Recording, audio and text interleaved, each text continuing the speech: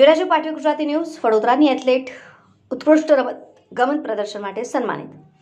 વડોદરાની યુવા એથ્લેટ માનસી શેલારને ગાંધીનગર ખાતે એથ્લેટિક્સમાં outstanding sports person of the year માટે સરદાર પટેલ જુનિયર એવોર્ડ મેળવ્યો।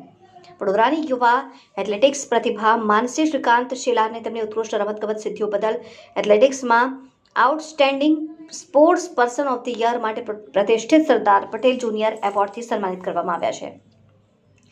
ગાંધીનગર ખાતે શક્તિદૂત 2.0 યોજનાના શુભારંભ પ્રસંગે માનસીનું સન્માન કરવામાં આવ્યું।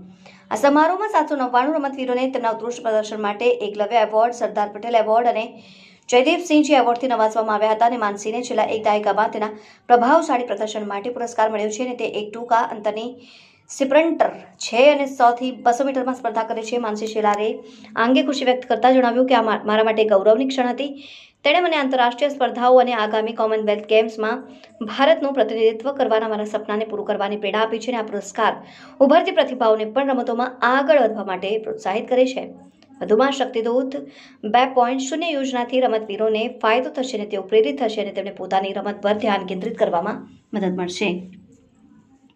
માનસી નેશનલ, સ્ટેટ અને ડિસ્ટ્રિક્ટ લેવલની સ્પર્ધાઓમાં 53 મેડલ જીતવાનો રેકોર્ડ બનાવ્યો છે, જેમાં ખેલો ઇન્ડિયા, યુનિવર્સિટી નેશનલ્સ અને ખેલ મહાકુંભ સ્પર્ધાઓમાં સહભાગિતા શામેલ છે અને તેના મેડલની સંખ્યામાં 4 નેશનલ, 25 સ્ટેટ અને 24 ડિસ્ટ્રિક્ટ લેવલના મેડલ શામેલ છે। ઉપરાંત તેના શ્રેષ્ઠ પ્રદર્શન માટે તેને બેસ્ટ એથ્લેટિક્સ ટ્રોફી પણ મળી છે।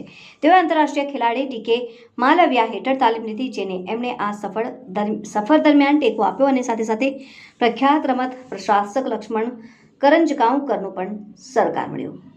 હાલમાં સરદાર પટેલ યુનિવર્સિટીમાંથી ઉચ્ચ અભ્યાસ કરતી માનસી એથ્લેટિક્સ પ્રત્યેના તેના જનૂન સાથે અભ્યાસનું સંતુલન જાળવી રહી છે અને તેના સતત ઉત્કૃષ્ટ પ્રદર્શને તેને ગુજરાતના આશાસ્પદ યુવા રમતવીરોમાં સ્થાન અપાવ્યું છે અને વડોદરાનું નામ વધુ રોશન કર્યું છે।